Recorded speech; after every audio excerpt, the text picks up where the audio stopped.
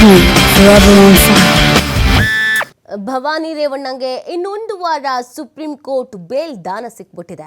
Bhavani ರೇವಣ್ಣನಿಗೆ supreme court notice ಅನ್ನ ಕೊಟ್ಟಿದೆ. K R ನಗರ ಸಂತ್ರಸ್ತೆ ಕಿಡ್ನಾಪ್ ಕೇಸ್ನಲ್ಲಿ ಈ ನೋಟಿಸ್ ಅನ್ನ ಕೊಡಲಾಗಿದೆ. ಪ್ರಕರಣದಲ್ಲಿ ಭವಾನಿ ಸೇರಿ ಎಲ್ಲ ಆರೋಪಿಗಳ ಪಾತ್ರದ ಬಗ್ಗೆ ವಿವರಣೆಯನ್ನ ಕೇಳಲಾಗಿದೆ. ಮಗನ ಮೇಲೆ ಗಂಭೀರವಾದಂತಹ ಆರೋಪಗಳು ಇದೆ ಅಂತ ಕೂಡ ಜಡ್ಜ್ ಈ ಸಂದರ್ಭದಲ್ಲಿ ಹೇಳಿದ್ದಾರೆ. ಭವಾನಿಗೆ ನೋಟಿಸ್ ಕೊಟ್ಟು ವಿಚಾರಣೆ ಮುಂದಿನ ವಾರಕ್ಕೆ ಮುಂದೂಡಿಕೆ ಮಾಡಲಾಗಿದೆ. ಹೈಕೋರ್ಟ್ ಭವಾನಿ ಪಾತ್ರದ ಬಗ್ಗೆ ಕೂಲಂಕುಷವಾಗಿ ಪರಿಗಣಿಸಿಲ್ಲ. ಭವಾನಿ ಪಾತ್ರ ಸಾಬೀತುಪಡಿಸುವ ಆಧಾರಗಳಿದೆ ಅಂತ ಎಸ್ಐಟಿ ವಾದವನ್ನು ಮಂಡಿಸಿತ್ತು. ಎಸ್ಐಟಿ ಪರವಾಗಿ ವಾದವನ್ನು ಮಂಡಿಸಿದ್ರು ಕಪಿಲ್ ಸಿಬಲ್ ಅವರು.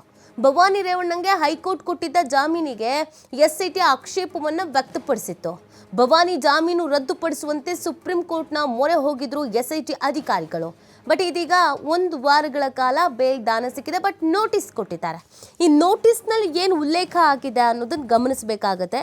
ಈ ಪ್ರಕರಣದಲ್ಲಿ ಈ ಕೆಆರ್ ನಗರ ಸಂತ್ರಸ್ತೆ ಕಿಡ್ನಾಪ್ ಪ್ರಕರಣ ಇದೆಯಲ್ಲ, ಈ ಪ್ರಕರಣದಲ್ಲಿ ಭವಾನಿ ರೇವಣ್ಣನ ಪಾತ್ರ ಏನು, ಇವ್ರ ಪಾತ್ರ ನಿಭಾಯಿಸಿದ್ರು, ಕಿಡ್ನಾಪ್ ಮಾಡಿ ಅಂತ ಹೇಳಿದ್ರ, ಮಾಡ್ಕೊಂಡು ಬಂದ ಮೇಲೆ ಹೋಗಿ ಇವ್ರು ಏನಾದರೂ ಹಲ್ಲೆ ಮಾಡಿದ್ರಾ ಅಥವಾ ಏನು, ಅದು ಕಂಪ್ಲೀಟಾಗಿ ಗೊತ್ತಾಗಬೇಕಾಗಿದೆ. ಅದಕ್ಕೆ ಸಂಬಂಧಪಟ್ಟಂತೆ ವಿವರಣೆಯನ್ನು ಕೇಳಲಾಗಿದೆ ಅನ್ನೋದು ಗೊತ್ತಾಗ್ತಾ ಇದೆ.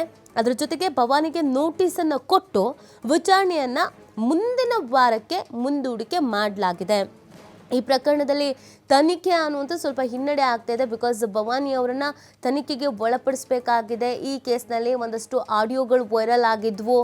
ಆ ಕಾರಣಕ್ಕಾಗಿ ವಿಚಾರಣೆಯನ್ನು ನಡೆಸಬೇಕಾಗಿತ್ತು. ಆದರೆ ಅವ್ರಿಗೆ ಇದೀಗ ಜಾಮೀನು ಸಿಕ್ಕಿರುವಂಥ ಹಿನ್ನೆಲೆಯಲ್ಲಿ ನಮಗೆ ತನಿಖೆಗೆ ಹಿನ್ನಡೆ ಆಗುತ್ತೆ. ಪ್ರಭಾವಿಗಳು ಬೇರೆ ಇದ್ದಾರೆ, ಸಾಕ್ಷಿ ನಾಶ ಆಗುವಂಥ ಸಾಧ್ಯತೆ ಇರುತ್ತೆ. ಈ ಥರದ್ದೆಲ್ಲವನ್ನು ಕೂಡ ಎಸ್ಐಟಿ ಅಧಿಕಾರಿಗಳು ಹೇಳಿದರು. ಇದೀಗ ಅದೇ ವಿಚಾರ ಈ ಸುಪ್ರೀಂ ಕೋರ್ಟ್ ಮೊರೆ ಹೋಗಿದ್ರು ಎಸ್ಐಟಿ ಅಧಿಕಾರಿಗಳು. ಈಗ ಒಂದು ವಾರ ಟೈಮ್ ಕೊಟ್ಟಿದ್ದಾರೆ, ಬಟ್ ನೋಟಿಸು ಕೊಟ್ಟಿದ್ದಾರೆ. ಮುಂದಿನ ವಾರ ವಿಚಾರಣೆ ನಡೆಯುತ್ತೆ. ಈ ಮುಂದಿನ ವಾರ ಏನಾಗುತ್ತೆ ಅನ್ನೋದು ಸಾಕಷ್ಟು ಕುತೂಹಲಕ್ಕೆ ಕಾರಣವಾಗಿದೆ. ಹೈಕೋರ್ಟ್ ಭವಾನಿ ಪಾತ್ರದ ಬಗ್ಗೆ ಕೂಲಂಕುಷವಾಗಿ ಪರಿಗಣಿಸಿಲ್ಲ. ಭವಾನಿ ಪಾತ್ರ ಸಾಬೀತುಪಡಿಸುವಂಥ ಆಧಾರಗಳು ಇದೆ ಅಂತ ಸ್ವತಃ ಎಸ್ಐಟಿನೇ ವಾದ ಮಂಡಿಸಿರುವಂಥದ್ದು. ಸೊ ಹಾಗಾಗಿ ಏನು ಇವರ ಪಾತ್ರ ಇದೆ, ಅಕಸ್ಮಾತ್ ಅದು ಒಂದು ವೇಳೆ ಪ್ರೂವ್ ಆದರೆ ಭವಾನಿಗೆ ಯಾವ ಥರ ಸಂಕಷ್ಟ ಎದುರಾಗುತ್ತೆ ಅನ್ನೋದು ಸಾಕಷ್ಟು ಕುತೂಹಲಕ್ಕೆ ಕಾರಣವಾಗ್ತಾ ಇದೆ. ಒಂದು ವೇಳೆ ಒಂದು ವಾರದ ನಂತರನೂ ಬೇಲ್ ಸಿಗಲಿಲ್ಲ ಅಂತ ಅಂದರೆ ಆಗ ವಶಕ್ಕೆ ಪಡ್ಕೊಳ್ಳುವಂಥ ಸಾಧ್ಯತೆ ಸಾಕಷ್ಟಿದೆ.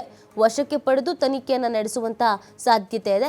ಸದ್ಯದ ಮಟ್ಟಿಗೆ ಈಗ ಒಂದು ವಾರದ ಮಟ್ಟಿಗೆ ಅವ್ರಿಗೆ ಒಂದು ಸ್ವಲ್ಪ ರಿಲೀಫ್ ಸಿಕ್ತಂಗೆ ಆಗಿದೆ. ಈಗ ಅವ್ರು ಇರೋದು ಬೇಲ್ ಮೇಲೇ, ಈಗ ಒಂದು ರೀತಿಯಲ್ಲಿ ಒಂದು ಸ್ವಲ್ಪ ರಿಲೀಫ್ ಸಿಕ್ತಂಗೆ ಆಗಿದೆ. ಆದರೆ ತನಿಖೆ ನಡೆಸೋದು ಬಾಕಿ ಇದೆ.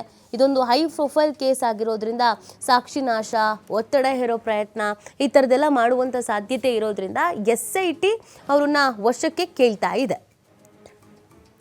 ಈ ಬಗ್ಗೆ ಮತ್ತಷ್ಟು ಮಾಹಿತಿಯನ್ನು ನೀಡ್ತಾರೆ ನಮ್ಮ ಪ್ರತಿನಿಧಿ ಪ್ರಕಾಶ್. ಭವಾನಿಗೆ ಈಗ ಒಂದು ವಾರದ ಮಟ್ಟಿಗೆ ಬೇಲ್ ಸಿಕ್ತಂಗಿದೆ. ಬಟ್ ನೋಟಿಸಲ್ಲಿ ಏನೇನು ಉಲ್ಲೇಖ ಆಗಿದೆ ಅಂತ ಪ್ರಕಾಶ್?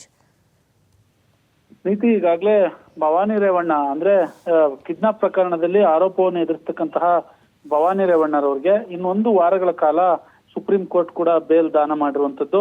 ಈಗಾಗಲೇ ಭವಾನಿ ರೇವಣ್ಣರವ್ರಿಗೆ ಸುಪ್ರೀಂ ಕೋರ್ಟ್ ಒಂದು ನೋಟಿಸ್ ಅನ್ನು ಕೊಟ್ಟಿದೆ. ಕೆಆರ್ ನಗರ ಸಂತ್ರಸ್ತೆ ಕಿಡ್ನಾಪ್ ಕೇಸ್ನಲ್ಲಿ ನೋಟಿಸ್ ಅನ್ನು ಈಗಾಗಲೇ ಸುಪ್ರೀಂ ಕೋರ್ಟ್ ಕೊಟ್ಟಿರುವಂತದ್ದು.